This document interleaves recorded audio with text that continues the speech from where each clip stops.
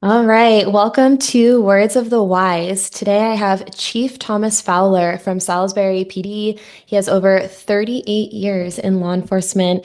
He's really dedicated to wellness in this profession, and so I'm really excited to have him a part of this show. Welcome to Words of the Wise, Chief Fowler. Thank you Hi, so much for Paige. being here. Yeah, thanks for having me. I appreciate it. Yeah, of course. So I want to jump right in and ask you, what is your wellness why? I know that you've had over 38 years in this Mm, profession, and in speaking with you offline, I know wellness is a huge priority for you and your agency. So I would love to hear a little bit about what your why is and why wellness has become such a huge part of your life and your sure. career. Yeah, I kind of stumbled into it the traditional way for someone my age. I'm 58, that generation that, just deals with things and pushes things down. Um, I worked in Branford, Connecticut for 25 years, came up through the ranks, retired as a deputy chief there to take the chief's job here in Salisbury, Massachusetts. Pretty regular career. I was very fortunate in my training to go to the National Academy, to go to SMIP, which is PERF's training for leadership. I come up to Salisbury in 2012, a department that needed a change agent. I come in and start making some changes. 2 years later, I find myself involved in an officer-involved shooting. We're a small department. It was a domestic assault, and a gentleman with a machete. Being a small department, I had two officers working, a supervisor and a patrolman. So I respond as well and ended up getting involved in that. Everything worked out fine. We were cleared from it. It was before a lot of the high-profile shootings. So it wasn't really a lot of attention on it. But that, and I think just cumulative trauma over the year, I dealt with that pretty good. I've turned that around and I do a training class on it now, so I brought some purpose to it. But I think at some point between that, I was experiencing a divorce at the time, found myself, just kind of waking up in the middle of the night, very anxious and kind of feelings I'd never felt before. So I have a lot of trust in the gentleman that does our psychological evaluations here for pre-employment for new employees. So I kind of reached out to him. He made a referral, and that started my road to going to therapy, which I wish I had done 25 years ago. If there's a message out there, um, I think that's it, at least from my experience. Very successful experience with therapy. Did that for 6, 8 months. Um, was in a really good place. Recently revisited because I had a death of a good friend, passed away from cancer. Had a hard time dealing with that. So, and that's kind of, I've seen the value in it, and I never thought I would because never thought I'd be a person to say, hey, I need to go talk to a therapist. But that kind of branched into what can we do for our officers? The cumulative trauma, maybe not a big event, because we do a pretty decent job the last 5 or 6 years when there's a critical incident and bringing in a trained team to do critical incident debriefing. We have a SISM team, so there's people that can come in, do that debriefing. But it's the day-to-day cumulative trauma that I don't think officers either realize happens or they really deal with. So I think it's important as a police leader to expose them to as many opportunities as it can to deal with that trauma or talk to somebody if they're not feeling right. That's led me to a couple things I'm trying to do here, which is an incentivized wellness program. So if this is successful, my officers would at least once a year get before a mental health professional, and I would just get a notice that they went. I obviously don't know what they talk about or anything, and the incentive is a wellness day that they can take off in the future. So it'd be on the books as a wellness day. I would encourage my supervisors to do it too and set that example. So that's one of the things we're working on, as well as maybe an app to have some resources at their hands. Um, we encourage, we have a physical fitness incentive. So once a year, there's a PT test. It's voluntary at this point. So physical fitness is obviously a big part of mental fitness as well. So we have that physical fitness test, and luckily, quite a few officers participate in it. So we're trying to incentivize that as well. Awesome. So, Thank you so much for sharing. I really appreciate that. mm, And, to kind of touch on a few things that you said, one, And I would love to hear your feedback on how wellness has evolved throughout the years. 38 years is a long time to be on the job. And, we've heard from other leaders before that talk about what that used to look like, Hmm. and this attitude of, kind of rub dirt on it and keep going. So I'd love to hear from you how you've seen wellness evolve over the years. But also to your point, I think that it's so important to proactively prioritize wellness. And so often we hear about, not dealing with something until there's a problem. And so what it Hmm. sounds like to me is you've really taken, the proactive wellness as a priority within your organization and trying to have things that happen on an ongoing, consistent basis so that we can start to offload some of that cumulative trauma over time and try to avoid, obviously you can't eliminate, things from happening. There's always going to be things that happen over time, but try to avoid as many as you possibly can. But Hmm. I would love to hear, your insight on how you've seen wellness evolve over the years. Sure. I started in 1986 in Connecticut, and that generation of policing was pretty much drink it away. Alcohol was a big factor. Choir practice, they used to call it. Guys get together after shift, have a few beers, and that really doesn't solve any problems. It's kind of evolved over the years where, unfortunately, through the amount of police suicides, I think that really brought light to the need for officers to deal with things. Um, my generation of policing, when I started, was just kind of deal with it, push it down, deal with it, move on. We're supposed to be tough, set an example. As chief, same thing. Don't let them see. Don't be weak. Don't show any weakness. But that really doesn't help the matter at all. It probably makes it worse. Mhm. So over the years, I've seen it go from, no wellness at all. And the horrible stigma is, if someone needs to go get help, that stigma that goes along with it, just be called the rubber bullet squad, or, somebody who's on admin leave because they're going to see a mental health professional. No one wants to work with them when they come back because they don't know if they can do the job. That stigma is still out there. We're doing a little better, I think, in the past 5, 6, 7 years, but there is still a stigma. It's a very personal thing.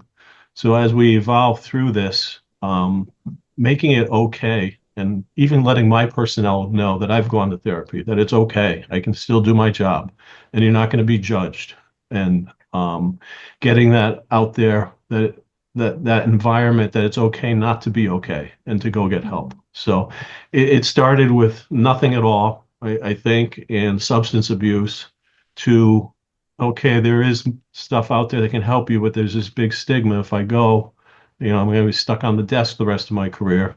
And now trying to normalize, like I just said, it's okay not to be okay, and creating an environment where people feel comfortable going to seek mental health wellness. Yeah, and I I hope that complete answers your question. 100%. And I completely, I mean, obviously, you've been in this space longer than I have. I started in this wellness space with law enforcement 8 years ago. And even 8 years ago, it looked so different than it does Mhm. now. And so I agree with you that there have been great strides that have happened. And there's always room for improvement.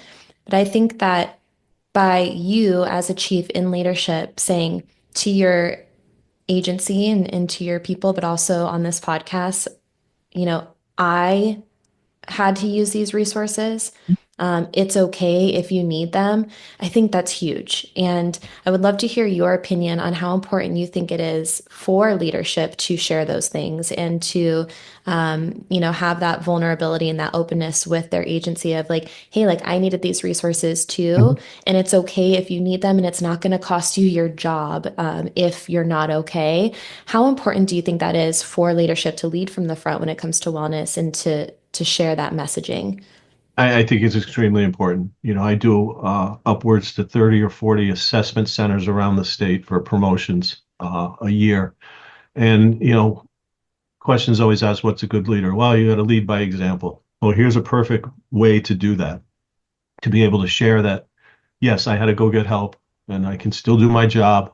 And it really sends a message throughout the agency that it's okay.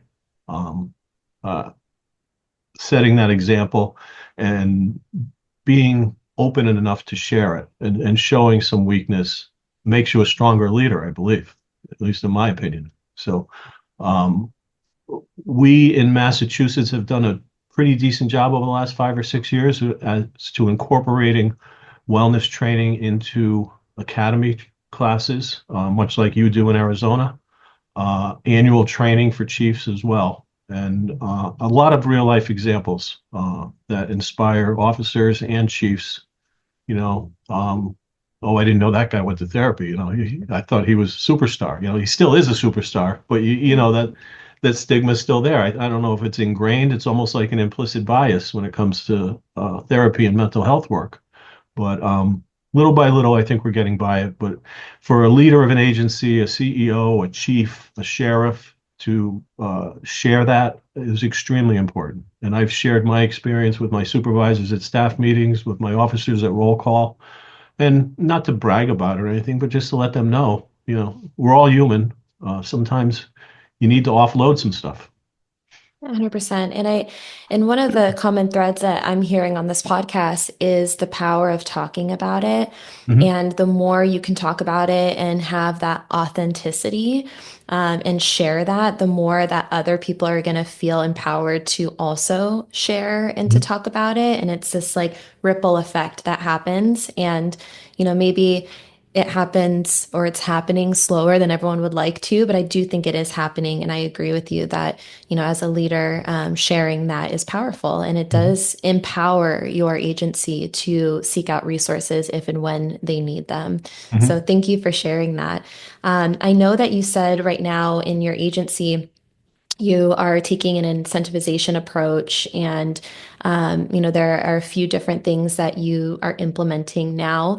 I would love to hear more for any other leaders who are out there because there are still a lot of agencies that don't have anything, and kind of don't know where to start. And as much as, I obviously would love for you to share what has worked. I would also love for you to share maybe some things that you've tried that haven't worked. Hmm. Everyone can kind of learn from, the trial and error because we know building a wellness program takes time and, that trial and error is important to figure out what works for you guys. So Hmm. are you able to share a little bit about your trajectory, some things that you've tried in your agency that have or have not worked, some things that you're doing right now that are successful? Sure, sure. I've studied, there's several agencies that have an incentivized program in Mass. I think one of the biggest things is making it voluntary. You're not going to get 100% compliance, but it's been my experience in talking to other chiefs that have these programs, you get upwards to 60, 70% uh, people that'll utilize the program. By having it voluntary, the cost doesn't shift onto an agency or a town or a municipality. They can use their healthcare insurance. In some cases, if the town's insurance may cover it as well, not all cases. Um, some of the things that may not work, like I said, you're not going to get 100% compliance. I don't think, and I don't think you can force somebody. You can force somebody to go, but I don't think it does any good.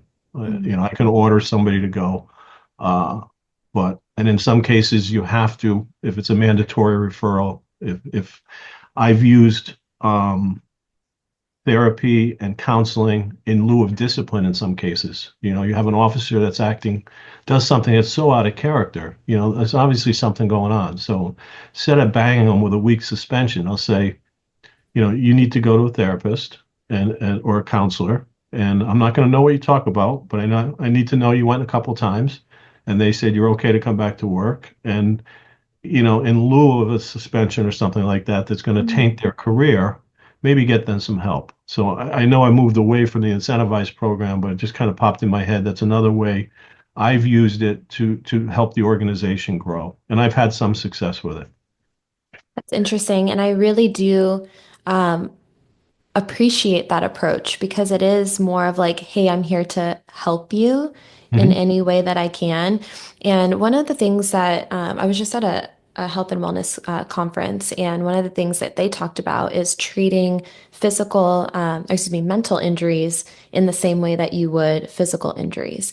And so recognizing, hey, they might need help to heal from something. And instead Mhm. of, disciplinary action, if there is an opportunity to get them help, to try that as a secondary. So I do appreciate that approach of, hey, let's try to help instead of. Yeah, and just to expand upon that, it's very easy for a chief officer gets in a car accident and breaks a leg.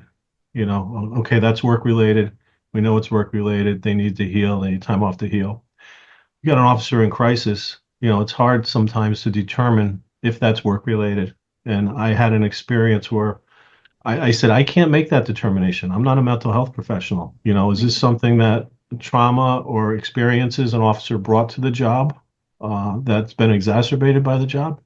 And it puts chiefs in a difficult situation. But in my case, it worked out. I was open-minded to having an independent examination, and it all worked out. The officer got the help they needed, and it worked out fine.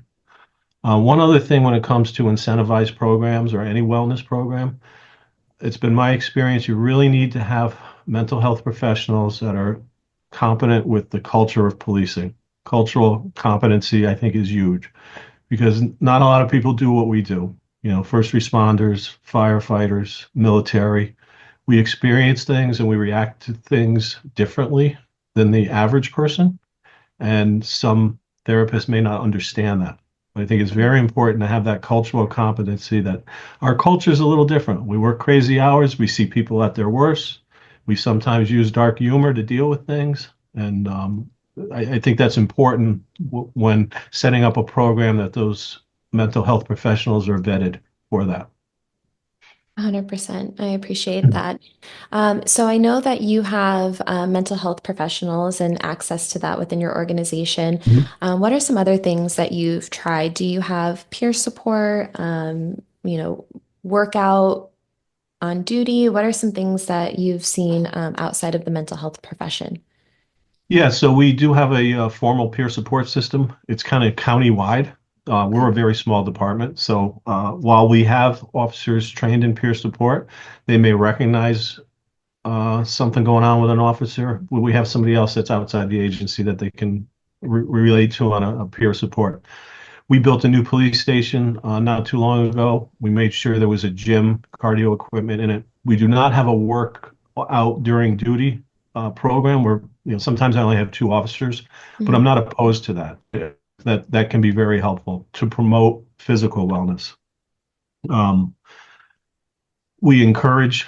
Let me back up a minute. One of the things I learned in therapy is how to deal with stress and stress management and the different ways, be it meditation, be it I've recently discovered yoga and really fallen in love with the challenges of not only yoga but hot yoga. I did a class last night. It was 112 degrees and really challenging. But for me personally, it's a space where I can physically just leave stuff there. You kind of sweat it out and leave it there, and that's just my perspective. But talking about these things, and I get some wisecracks, the chief's doing yoga or whatever, but it plants a seed in their mind that this is good stress relief, and more people that I talk to about it, oh yeah, I've tried that, I've done that, and so just that environment where you can talk about things like that. I bike a lot too. This time of year in Massachusetts, it's a Peloton, but setting up group bike rides. Who wants to go for a 10-mile bike ride after work?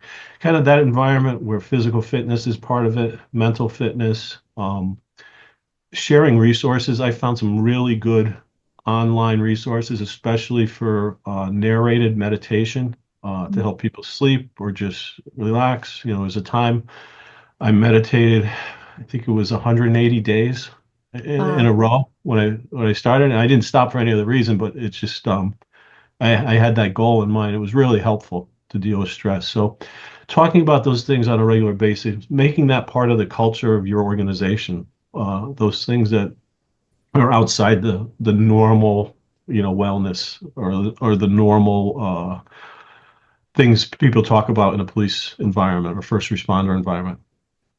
Well, you are 100% speaking my language, talking about yoga and Hmm. meditation and breathing. And obviously, I agree with you as, those being resources for stress management. And Hmm. What it sounds like to me is that the way that you're getting buy-in and you're creating a culture of wellness is through communication and sharing and Hmm. making those things normal. Hmm. And maybe, and to your point of what you said before, like you can't force people to do it. No. But if you are talking about options, then they know that it's okay to reach for those options if they ever need or want them. And so, like you said, having leadership saying like even if someone's laughing, being like Chief's doing yoga, at least they know, oh, like, in the future, if they need something, hey, maybe I'll try this yoga thing out. Mhm. Chief Yeah. does it, so it's okay for me to also do it. Yeah. So, would you And I needed to say, push my, oh, I'm sorry, go ahead. no, go ahead. No, I needed to push myself. For a couple of years, I thought about doing it and frankly didn't have the guts. And a friend of mine, uh, who does it quite a bit said, why don't you come to a class? And I did. And she took me to one of the hardest classes in this yoga studio. And I survived. I don't know how I survived, but and basically after that, it was, if I got through that, I could really get through the other classes. But it's one of the hardest things I'll do during the day. So it help makes everything else seem a little easier, Yeah. physically hard, mentally hard in that environment. And I think over time that toughens you. It shows your weaknesses, but it gives you strength as well. 100%. And I think that, one of the things that I try to teach is, mental training and mental Hmm. resiliency. And I think that that's a really good option to learn how to breathe and control your actions and reactions through really challenging situations. And, Hmm. if you can learn how to do that in a yoga pose or in a yoga class, then it's training your mind to be able to do that outside of that class in Hmm. your life or in your profession. And so it's that mental training of being able to regulate during, a tough situation. So I love that that's something that you're really into because I think you're right. I think it's a little bit outside of the box. However, with that being said, I do think that it's something that's growing in receptiveness. And I do, I've had a lot of conversations with other leaders in this profession who have been open-minded to doing the same things. And so I think that, it is becoming a little bit more normal. And to your point, the more you talk about it, the more normal it'll become over time. So So I'm trying to really learn intention in my yoga practice. And there's a direct correlation, I think, between that and when you get in a stressful situation. Everything now is about de-escalation. The officers are wearing cameras, so everything's on camera. If you can create some intention for when you're in that stressful situation to help de-escalate a situation, bring your breathing down, bring everything down, I think it's just going to help overall, mhm, not only the citizens you serve, but officers as well. They'll be more successful in nonviolent resolution to a lot of conflicts. 100%. And I don't know if I shared this with you before, but um, when I started practicing yoga. I don't even want to say because it's going to make me sound, it's going to give away my age. But it was like 14 years ago. And before that, I had extreme anxiety, panic attacks, but I was also extremely reactive and I didn't have control over how I responded to things. And if anyone was at all confrontational with me, I was immediate to respond. And it was usually in not the best of ways. It was nasty or mean. And through my practice, I say this all the time, but it gave me, I call it the power of the pause, but it gave me Hmm. the opportunity to pause and decide how I want to respond to a situation. And so, really, what it did was gave me a little bit more emotional control. And when you have that emotional control, you can control your actions. And I think it's to your point, if you can take a step back, even just for a split second, and say, how do I want to respond to this situation? And you have control over how you do that, then it's going to be better for everyone, not just in your career, but in your life. If you could just take a second and be like, Hmm. wait, I'm not going to let my emotions take over and control how I respond to this. I'm going to have control over how I respond to this through taking that intention or that pause. So I can completely relate to that of like, Yeah, that's huge in policing. Stressful incident. If you're in a pursuit, when that pursuit ends, whether it's a crash or something, you need to be able to control your emotions. You're not going to not experience emotions. You go into a violent domestic, you don't know what you're walking into. All those things, a violent confrontation on the street, with intoxicated or an armed person. But that pause, not to be pause to be unsafe, but that pause to have a quick plan in place and to think how's the best way to de-escalate and the best way to deal with this for my safety and really the person's safety as well. That's huge. And that's where I yeah. think that intention comes in. If you can have some type of intention you can refer to in those stressful situations, I think it helps in the long run. 100%. So, my next question is, we said this before, there's a lot of agencies out there that don't have wellness programs Mhm. in place. And we know that budget is a challenge, in trying to get funding for, certain programming. If you had any advice for, leadership out there who's trying to piece together a program and maybe doesn't know where to start or doesn't have the funding resources, what is the first thing that you would recommend them doing and how would they be able to kind of start? Probably getting in touch with a vetted mental health professional. There's a lot of free stuff out there. There's a lot of good apps you can refer your officers to. For the wellness program I'm trying to get on board here, it's pretty much free. It's voluntary. Yes, they're going to be incentivized by a day off, and that day off may have to be replaced with overtime, but it's one a year, and I think it's well worth it. So there's kind of a low cost to that. Everything's covered by the officer's insurance, so there's not a cost to the town. Um, but there's a lot of free stuff out there that's really good. Some really good apps I've seen. There's apps you can put in your officer's hands that suggest, here's some breathing techniques, here's some nutritional advice, here's some, uh, if you want to do a meditation, if you want to do some stretching, things like that. So being able, those do come with a cost, but putting that right in an officer, everyone's got their cell phones now in their hands, putting that right there. So if an officer is in crisis, or thinks they're drinking too much, there's an assessment where they can take a quick assessment on alcohol use or a quick assessment on anger. Um, and just getting those in those officer hands, I think is crucial because when they're sitting in a car on a midnight shift, they're not thinking something's wrong. Here's something they have right then and there that they can refer to. 100%. Thank you for that. Mm. So my last question, and then I'll obviously let you have the floor afterwards, but my last question is kind of why I started this podcast in the first place, is having conversations with leadership like yourself who always told me like I wish I would have known this earlier in my career, and Mhm. maybe it would have saved me this injury, or maybe it would have, saved my marriage, or whatever it is. Or I wish I would have listened to this advice earlier in my Mhm. career.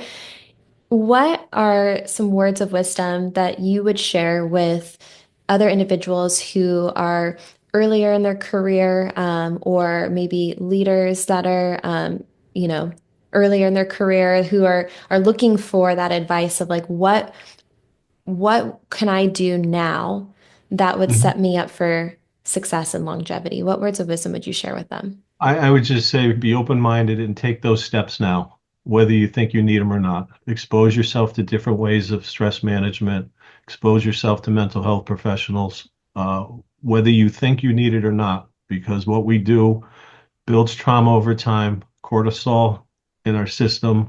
Uh, do those things you're supposed to do. There's so many police officers or chiefs I talk to. "Well, I don't go to an annual physical." Well, you have to go to an annual physical.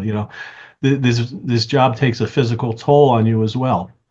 Staying on top of those things, regular exercise, just taking those steps now before there's an issue, before there's a heart attack, before there's, I didn't do it myself, so that's what I learned. I waited till, what's all this anxiety? Maybe I should have seen somebody earlier than that, and it would have helped. But kind of preventative maintenance, so it doesn't get to a full blown crisis. And it's okay, like I said before, it's okay not to be okay. and building an environment or building a culture where it's acceptable to go get help and to seek help. Yeah, I appreciate that. And that's great words of advice. Mm. And, we kind of talked about that earlier, that I completely agree that, proactive wellness, although Hmm. I do think it's harder, Yes, it is. especially when you're feeling good and you don't feel like you have an issue yet, it's harder to, put in place, wellness proactively. Mhm. But the more we can get in the habit of putting things, doing things consistently before there's a huge issue, the better.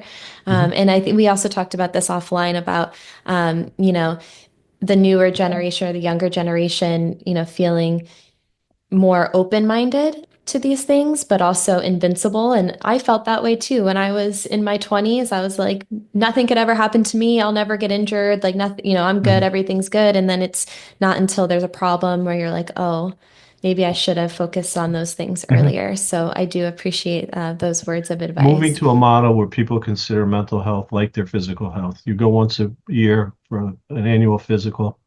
You should go once a year for a mental health checkup, for lack of a better terms. Check in and check up and uh, before things get out of hand.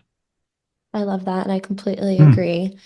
Thanks. Are there any other things that you would like to share? Anything that we missed before we sign off? No, just one thing I think we talked about before is as I'm going through this journey, like I said, I think we're doing better with officers, line personnel, but kind of found a void when it comes to chief executives. And I hope some of them hear this. And there's a program going on in Colorado called the Chief Circle, which was led by Dr. Debbie Miller, who's a police psychologist out there, and it's chiefs getting together, and it's a little more than just peer support.